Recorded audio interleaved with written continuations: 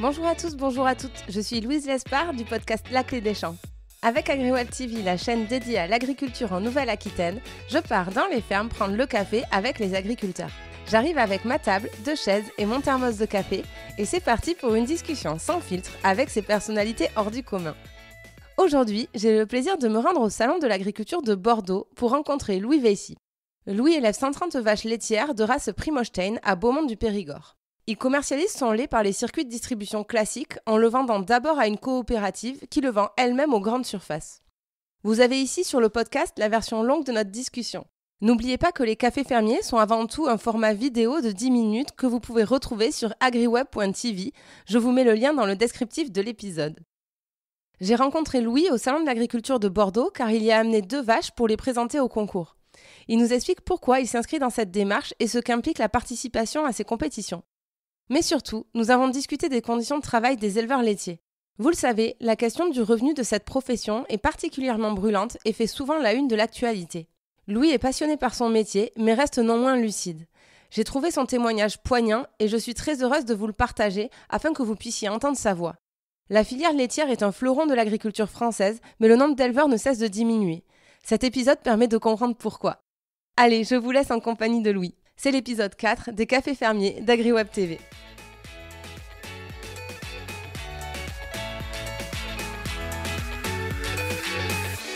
Bonjour Louis. Bonjour. Bon, pour démarrer, est-ce que tu voudrais un thé ou un café ? Un café, je veux bien. Un café, allez, vendu. Tu prends le café à quelle heure le matin ? Entre 6h15 et 6h40. Ça dépend à quelle heure je me couche la veille. T'es fait tard ?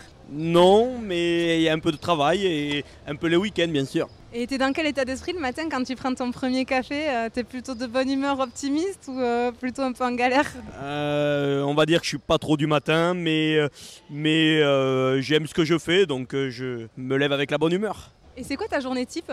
Alors la journée type, disons que voilà, j'embauche autour des 7h15. Voilà, je suis pas un grand matinal dans la production laitière, beaucoup embauchent plus tôt.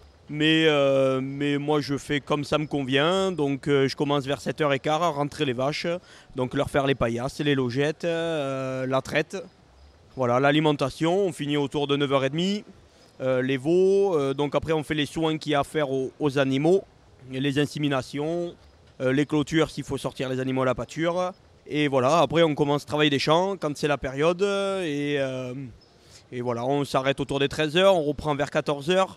Et donc de 14h à 17h, on va dire, on fait les champs, le travail qu'il y a autour, entretien du matériel, travail sur les vaches s'il y a besoin.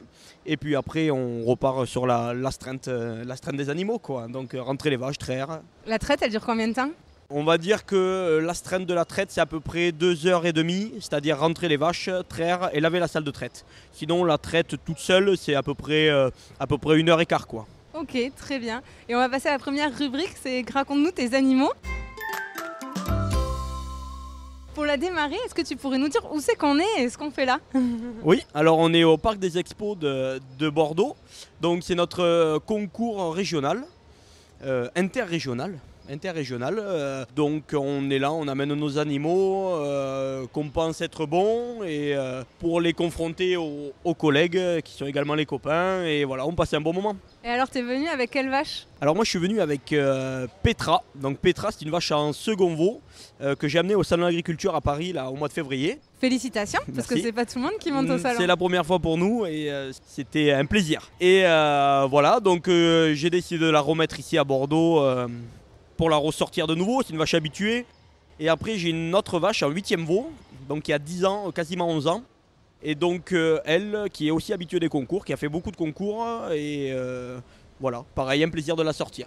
Et alors, tu penses qu'elles ont leur chance de gagner ? Bon, disons qu'on espère toujours, on fera notre maximum. Après voilà, moi je suis assez nouveau dans le métier, assez jeune.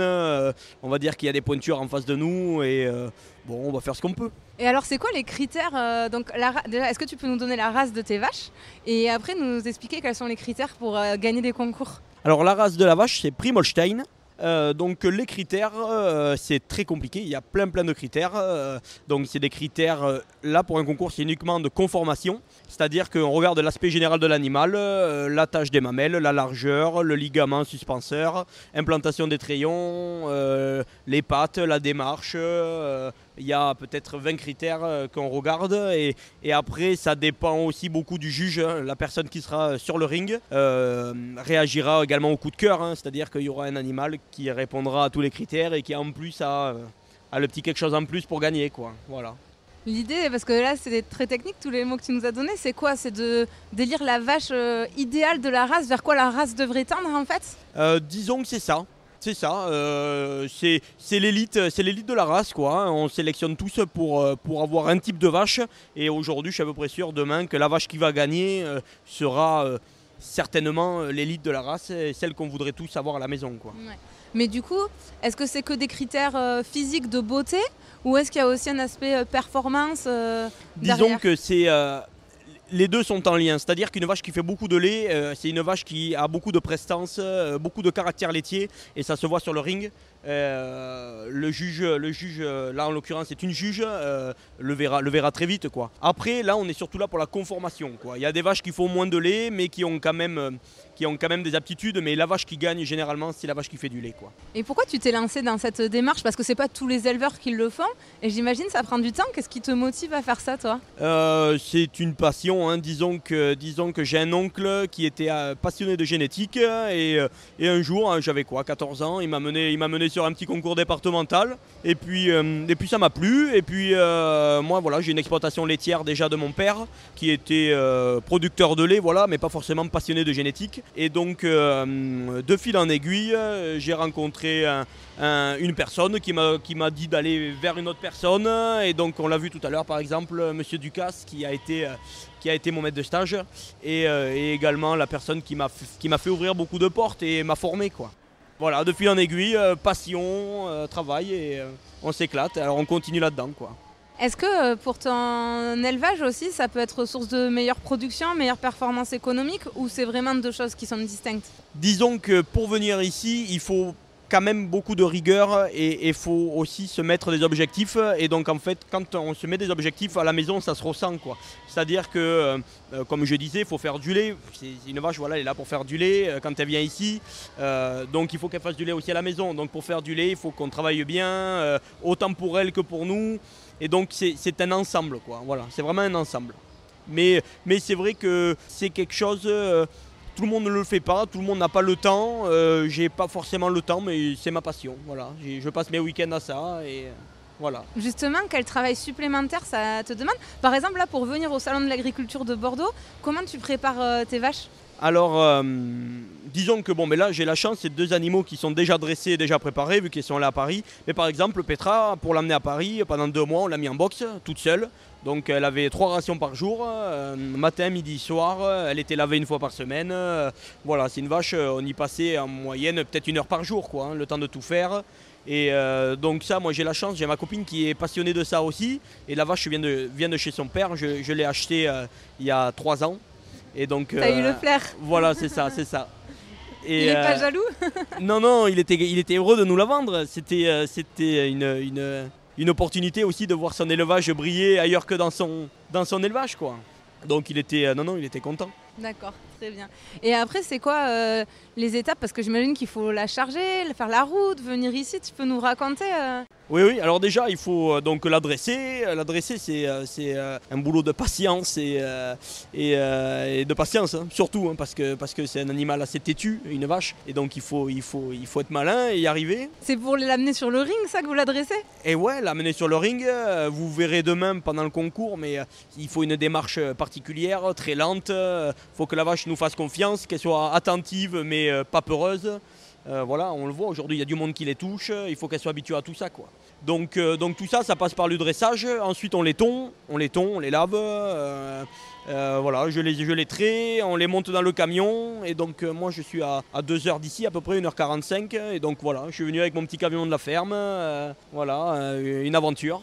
Et donc demain c'est concours. Et comment ça se passe une journée type de concours? Est-ce que avant qu'elle passe devant le jury, qu'est-ce qui se passe? Alors déjà, il se passe que là on va passer la nuit, on va faire une rotation avec dans le département, on est 2 élevages, on va faire une rotation.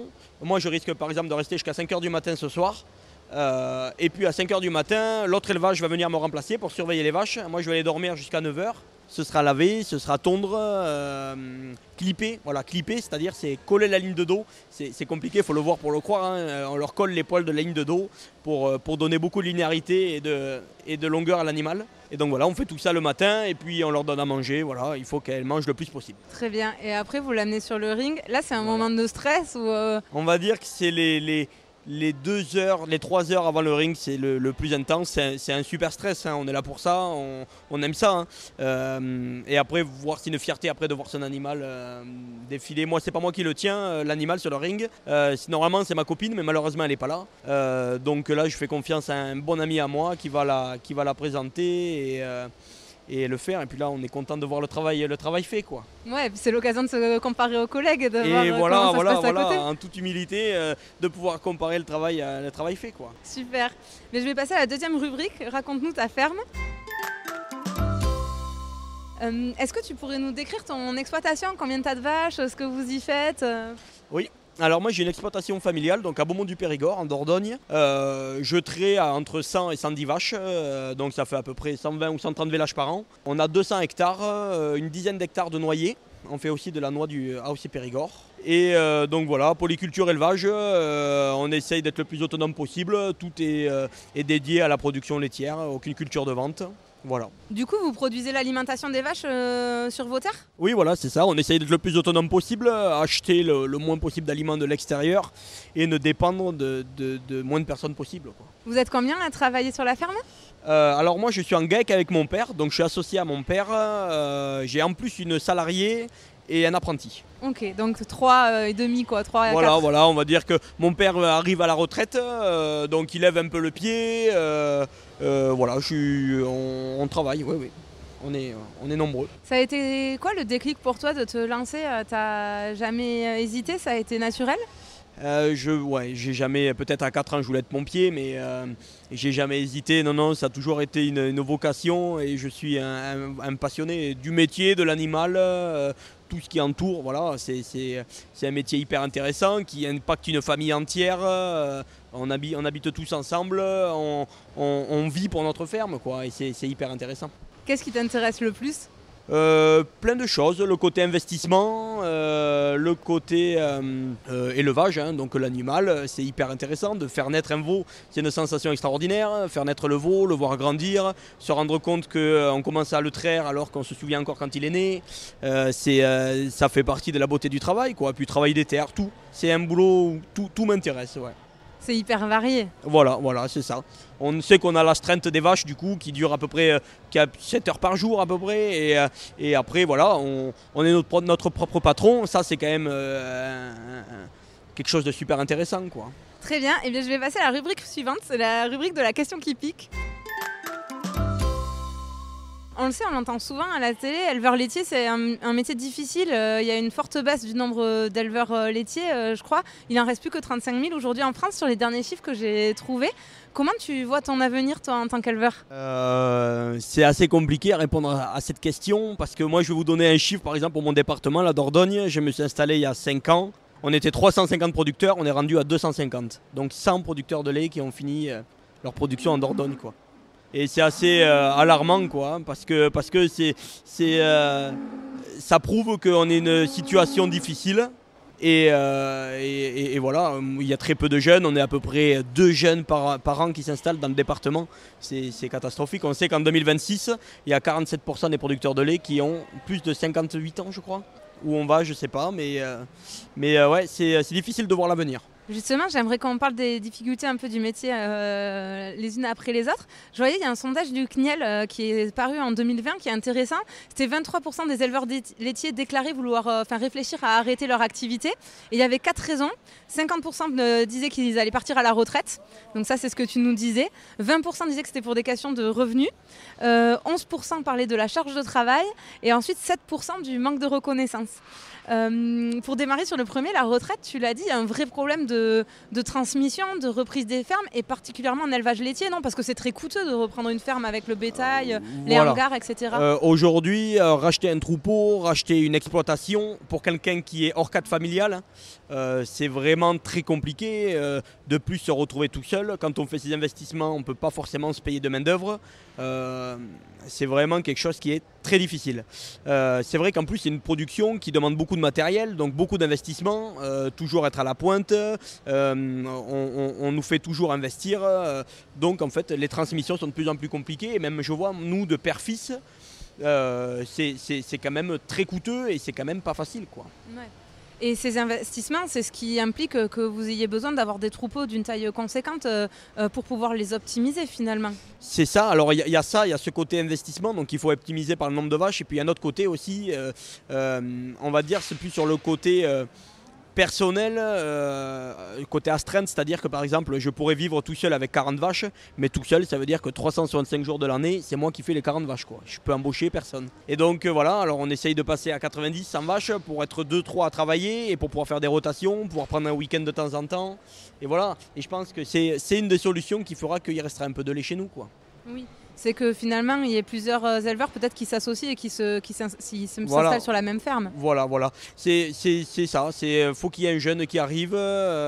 Il faut une taille suffisante pour pouvoir avoir de la durabilité, quoi. Et du coup, un des deuxièmes problèmes très liés, là que remettait en valeur le sondage, c'est que 20% des éleveurs pensent à arrêter à cause de questions financières, de rémunération. Là aussi, il y a un vrai sujet. Pour des jeunes de s'installer, quand on voit les revenus qu'on peut en attendre, c'est pas hyper encourageant non plus. C'est tout à fait vrai et voilà, le plus dramatique c'est que moi par exemple aujourd'hui je me suis installé, j'ai fait un peu d'investissement parce que je suis jeune, si je dois investir c'est maintenant, c'est pas à 50 ans, donc j'ai fait de l'investissement, mais voilà, je sais que pendant 10 ans ça va être difficile, quoi. Pendant 10 ans, en niveau revenu, on racle tous les fonds de tiroir, on n'a pas le droit à l'erreur. C'est ça le plus dur, moi je trouve, c'est qu'on n'est pas le droit à l'erreur, quoi. Une année de sécheresse, une année de grêle, une année enfin voilà, on est hyper dépendant de la météo et c'est hyper impactant sur notre travail, quoi. Donc en fait, on dépend du prix du lait et puis on dépend de tout le reste. Et vu qu'on ne maîtrise pas notre prix, c'est très compliqué, quoi. Quand tu parles d'investissement, tu as investi dans quoi là ? Alors moi, juste avant que je m'installe, j'ai mon père qui a fait un nouveau bâtiment. Parce qu'il avait un ancien bâtiment, pas au niveau pour les vaches. Donc il a fait un nouveau bâtiment.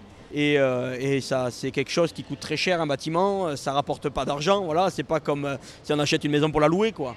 Donc c'est un investissement qui est lourd à apporter, quoi. Et derrière, il faut continuer à avoir du matos à la pointe et qui coûte très cher et de plus en plus cher. Voilà. Et combien tu gagnes aujourd'hui par litre de lait ? Combien d'éleveurs laitiers les rémunérés ? Puisque avant de répondre à la question, est-ce que tu peux nous expliquer à qui tu vends ton lait et comment il est distribué derrière ? Oui. Quand même, alors, c'est important. Moi, je vends mon lait à Sodial, donc c'est une des plus grosses coopératives de France. Donc elle transforme, elle a par exemple Yoplait, elle a Candia, elle a plusieurs marques.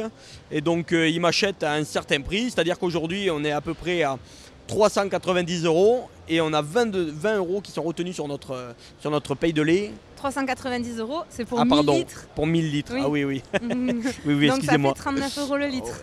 Oui, 39 centimes le litre. 39 voilà, centimes le litre. C'est ça. Et de ça, on nous retient donc 20 centimes du litre pour la saisonnalité parce qu'ils veulent que l'on ait du lait plus en période mois d'août, septembre. Ils nous le payent un peu plus cher. Ils nous remettront les 20 €. Sauf que voilà, nous avec la chaleur, on n'est pas capable de produire ce litre-là.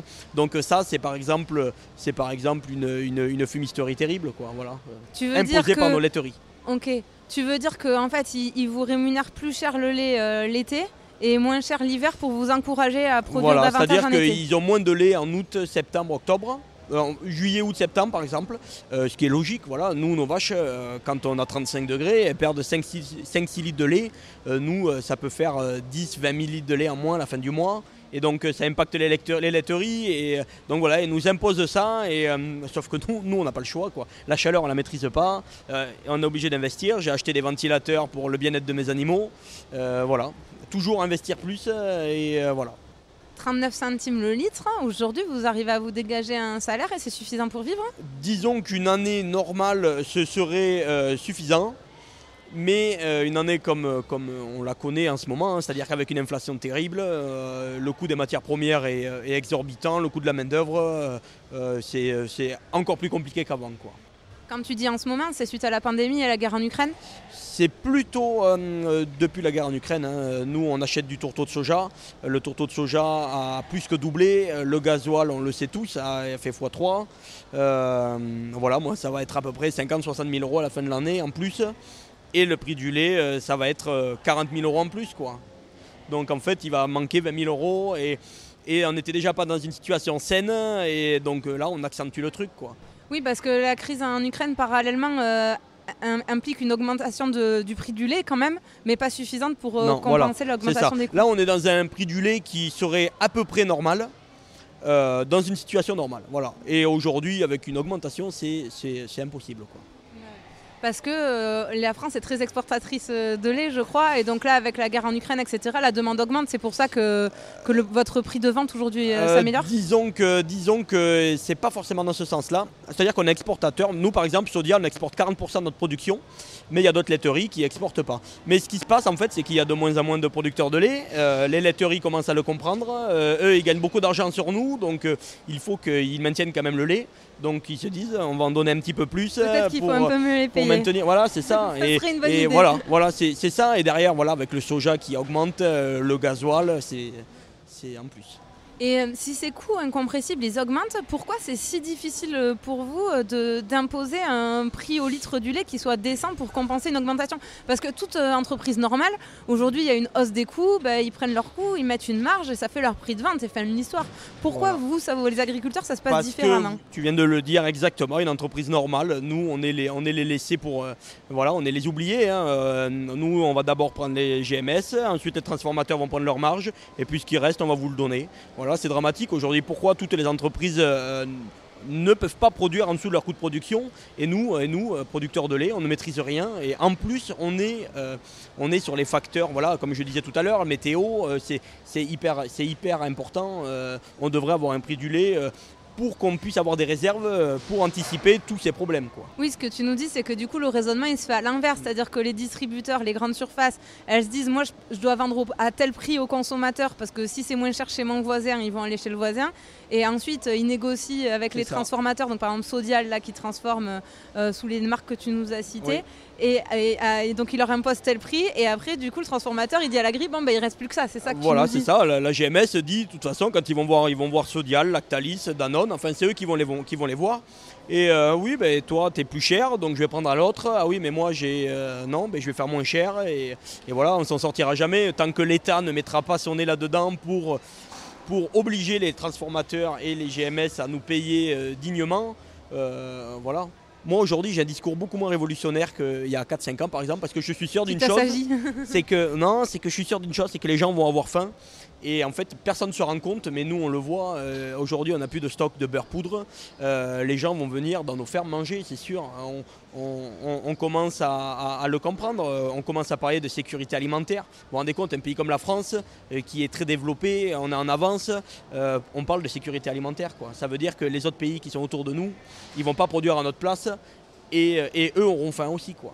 Tu dis oui, tant que l'État ne mettra pas son nez, mais l'État, il essaye de mettre son nez dedans. Ils ont mis en place la loi Egalim, notamment sous le ministère de Julien Denormandie, pour justement rééquilibrer. Parce qu'en fait, il y a un sujet de rapport de force où les grandes surfaces, les transformateurs pèsent tellement lourd que c'est compliqué. Et donc l'État essaye de réguler, de les obliger à vous payer. Alors, tu vois pas la différence, toi? Non, pas du tout. Parce qu'en fait, ils essayent de mettre leur nez là-dedans, sauf que je sais pas, peut-être qu'il y a du lobbying, je sais pas comment ça se passe, hein, mais aujourd'hui, l'argent n'est pas là. Quoi. Donc, alors ils nous jettent un petit peu de sous pour qu'on se taise, les laiteries, on vous augmente un petit peu, mais voilà, c'est pas significatif. Et aujourd'hui, l'État devrait imposer un prix pour qu'on soit payé, quoi. Voilà. C'est particulièrement la catastrophe pour les éleveurs laitiers bio en ce moment. Exactement. Et alors, ce qui est incroyable, voilà, c'est qu'on a demandé à la population qu'est-ce qu'ils veulent boire. Ils veulent boire du bio. Donc voilà. C'était il y a 3 ans. Voilà, beaucoup de producteurs sont Covid. partis dans le bio, c'est ça. Transformation, bio, voilà. Nous, Sodial sont venus me démarcher pour que je parte en bio. Et j'ai pas voulu. Et je pense que j'ai bien fait. Parce qu'aujourd'hui, eh bien, les bio, il faut le payer. Les gens ne peuvent pas le payer. Le pouvoir d'achat, on sait ce qu'il en est. Donc aujourd'hui, le bio est payé comme en conventionnel, quoi, quasiment. Ouais. Même, je crois qu'il y a 15 jours, il était passé sous le prix Ouais, Il voilà. se vendait moins cher que C'est le ça. conventionnel. C'est Parce que ça. le conventionnel s'en sort par l'export, ce qu'on a dit, et par ça. la demande qui augmente. Mais le bio, comme c'est que des particuliers qui Voilà. le commandent, Et alors, ils ont moins de charges que nous en face, c'est-à-dire que moi qui ai pris le soja, par exemple, d'augmentation, eux, ils n'ont pas ça, ils n'en achètent pas. Mais c'est pareil, c'est difficile pour eux aussi, quoi. Il y a encore une décision qui a été prise parce qu'on a écouté nos consommateurs, mais les consommateurs, ils s'achètent ce qu'ils peuvent se payer, quoi. ouais. Et qu'on comprenne quand même... pour ces éleveurs-là, c'est que donc il y a 2 ans, ils ont pris la décision de se convertir en bio, ce que tu as décidé de ne pas faire. Et en fait, la conversion en bio prend 3 ans. Donc ça veut dire que pendant 3 ans, ils ont les coûts de production du bio, ils doivent respecter le cahier des charges, mais ils ne peuvent pas vendre en bio, quoi, sous label bio. Et là, en fait, ces éleveurs-là arrivent sur le marché. Et en fait, il n'y a plus personne qui veut de leurs produits. Enfin, pour eux, je trouve ça. Alors, il y a vraiment des aides à la conversion qu'on appelle. Donc voilà, pendant les 3 ans de conversion, 2-3 ans, ils ont eu des aides pour compenser un petit peu la baisse de revenus. Mais voilà, aujourd'hui, ils l'ont plus, quoi. Ils l'ont plus et ils sont en bio et ils vendent plus leur lait ou de manière conventionnelle comme nous, quoi. Donc c'est pas facile pour eux non plus, quoi. Puis l'enjeu est fort parce que la filière laitière, c'est un vrai fer de lance de l'agriculture française quand même. Je voyais que c'était une des filières les plus exportatrices. On exporte, tu l'as dit, 4 litres sur 10 produits quand même. Enfin, c'est 4 milliards d'excédents sur notre balance commerciale. Enfin, c'est pas rien, on ne peut pas laisser déliter toute une filière comme ça. C'est pas rien, surtout que on sait qu'un producteur de lait, c'est 5 personnes qui vivent derrière, en transformation.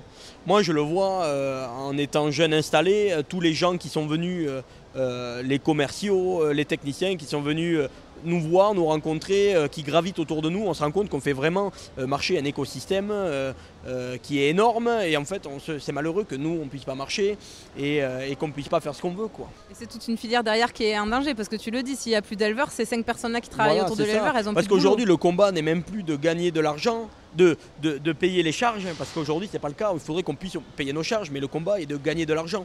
C'est-à-dire que moi aujourd'hui j'ai 26 ans, j'ai pas envie d'avoir la même vie que mon père, c'est-à-dire pas pouvoir se payer de main d'œuvre, parce que voilà, il payait les charges, à l'époque ça marchait, mais de là à gagner de l'argent, non. Aujourd'hui je pense que les jeunes de mon âge, on a envie de gagner de l'argent et on fait 70-80 heures par semaine, c'est beaucoup d'implications personnelles, familiales. Moi j'ai beaucoup de chance que ma copine accepte ma vie et qu'elle connaît par son père, par ses parents. Mais c'est difficile aujourd'hui, j'ai des copains moi, ils n'ont pas de copine, d'avoir une vie à côté c'est compliqué. Et tout ça, on peut faire ce qu'on veut mais ça n'a pas de prix, quoi. En tout cas, c'est bien légitime que vous vouliez gagner de l'argent puisque vous travaillez. Et justement, ça amène au 3e point d'être éleveur et laitier, c'est la charge de travail.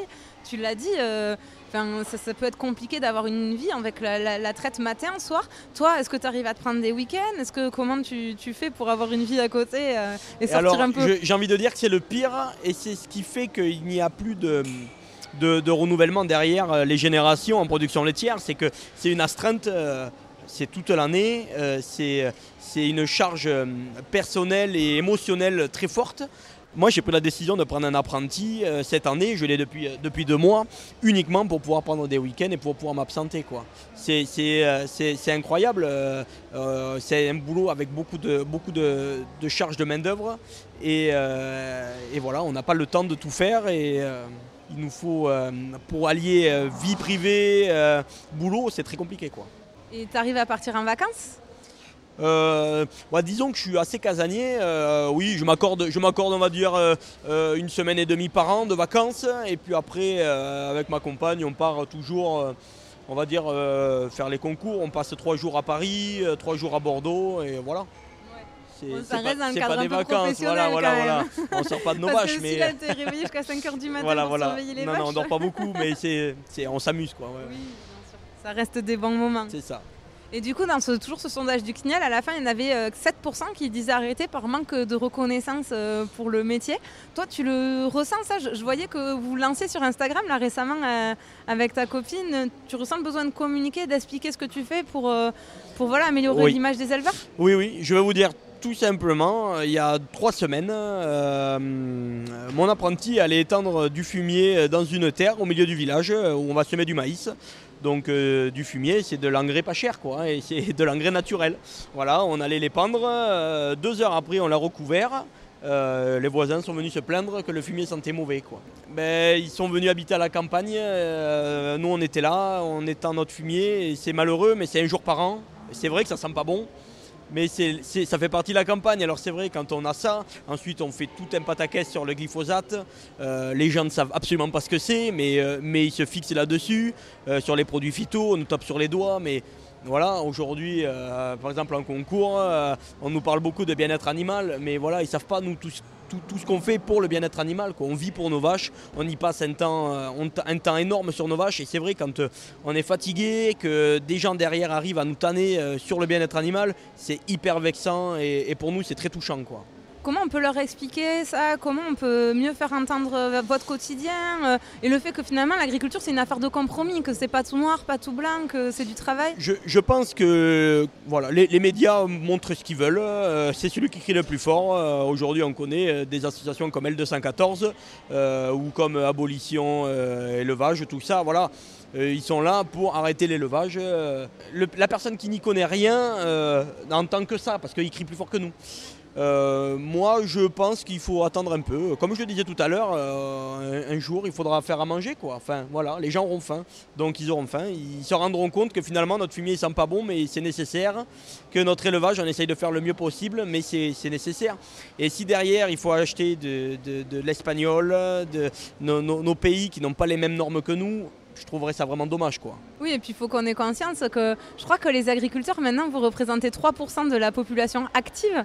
Donc on est 80% à vivre en ville, moi la première d'ailleurs, qui produit rien de mes 10 doigts. Mais c'est vrai, quand on est 80% à plus rien produire, à un moment, les autres, il faut qu'ils envoient à grande échelle pour qu'on puisse manger, quoi. Sinon, ça va être compliqué. Exactement. Et puis en fait, on ne se rend pas compte parce qu'on ne sait pas. On ne sait pas que la France, aujourd'hui, c'est l'agriculture. Ça fait déjà 3 ans ou 4 ans que c'est le pays qui a été élu avec la meilleure agriculture, quoi. Enfin, c'est incroyable. Pourquoi on vient nous embêter chez nous, dans nos fermes, alors qu'on fait du mieux qu'on peut? Et c'est vrai qu'il y a toujours des excès, on trouvera toujours des excès dans certaines exploitations. Il y a des gens qui font mal leur métier partout. Voilà.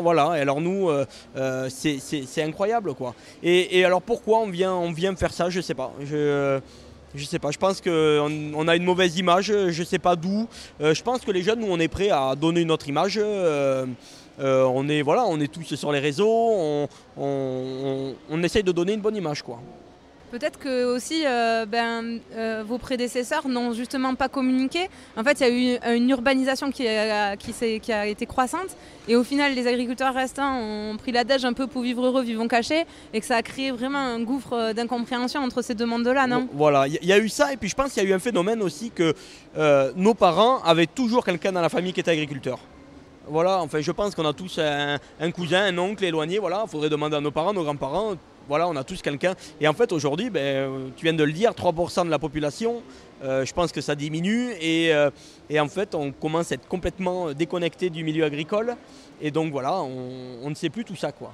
Pour la petite histoire, je reviens sur ton histoire de fumier, mais donc moi j'ai passé mes vacances à la ferme à Bardos au Pays Basque, et donc ça sentait évidemment le fumier très souvent, ils avaient des vaches laitières aussi, et du coup quand j'étais petite, à chaque fois qu'on passait à quelque part et que ça sentait le fumier, c'était mon odeur préférée, parce que ça sent Bardos, ça sent les vacances, mais c'est vrai que ça peut, pour certains qui connaissent pas, ça peut... Exactement, voilà, voilà, c'est ça. Mais après derrière, on ne veut pas non plus qu'on mette de pesticides, qu'on mette d'engrais. Et si on peut même plus mettre notre fumier, en fait, on peut plus manger, quoi. C'est la vie du sol, c'est tout, quoi. Mais comme tu dis, peut-être que la période de turbulence qu'on traverse va ramener les choses à leur juste valeur. Voilà. Après, on disait pareil pour le Covid. Pour le Covid, les gens sont revenus vers nous, venaient dans nos fermes pour nous acheter nos produits. Ça s'est vite perdu tout ça, quoi, parce que finalement c'est plus facile d'aller au supermarché et de se plaindre. Donc je pense que ça va changer, ouais, par la force des choses, de toute façon ça va changer, oui. Ben, c'est tout ce qu'on souhaite. Bon alors Louis, je t'ai amené 3 boîtes que je vais te mettre ici. La première, la deuxième Et la troisième, et je te laisse en choisir une. Le tac au tac. Allez, j'ai 3 questions pour toi. Au tac, hein, parce que la dernière fois, c'était Olivier Lasterneuse, je crois que tu connais. Il m'avait répondu en 10 minutes. Alors, question numéro 1, qu'est-ce que tu préfères dans ton métier ? Élever les animaux, les faire naître et les voir grandir. Est-ce que tu as un coup de gueule ? Oui, il faudrait qu'on vive de notre métier dignement. Et si tu avais une baguette magique, qu'est-ce que tu changerais dans ton métier ? Pouvoir prendre plus de week-ends. Parfait. Eh bien, merci vraiment beaucoup, Louis. C'était trop intéressant. Où c'est qu'on peut suivre l'actualité de ta ferme, te retrouver, te poser des questions s'il y a besoin ? Oui, alors j'ai une page Facebook, donc c'est Ferme laitière du Grand Maine. Grand Maine, ça s'écrit comment ? Avec un Y, M-A-Y-N-E, voilà. Et ensuite une page Instagram. Donc ça c'est ma copine qui gère un peu tout ça. Et donc c'est GM Holstein. Voilà. Ok, Holstein, Comme la race. Ouais, comme voilà. la race. Je ne m'embarque pas à l'épeler, mais on le mettra dans le descriptif de l'épisode. Bon, ben encore merci et on te souhaite beaucoup de chance pour le concours de demain. Merci. Et je viendrai le voir pour voir le résultat. Très bien. À merci demain, beaucoup, salut. à demain. Et voilà, c'en est fini pour cet épisode de la série Les cafés fermiers d'AgriWeb TV. Si vous voulez en savoir plus sur notre agriculteur ou notre agricultrice du jour, n'hésitez pas à vous rendre sur le site internet d'AgriWeb TV, agriweb.tv. Nous avons enregistré une vidéo de 5 minutes en même temps que le podcast. Vous pourrez donc mettre un visage sur une voix, mais aussi voir les images de l'exploitation. Et puis surtout, vous pourrez découvrir plein d'agriculteurs d'exception en Nouvelle-Aquitaine. Je vous dis à très vite pour une nouvelle pause café chez les agriculteurs.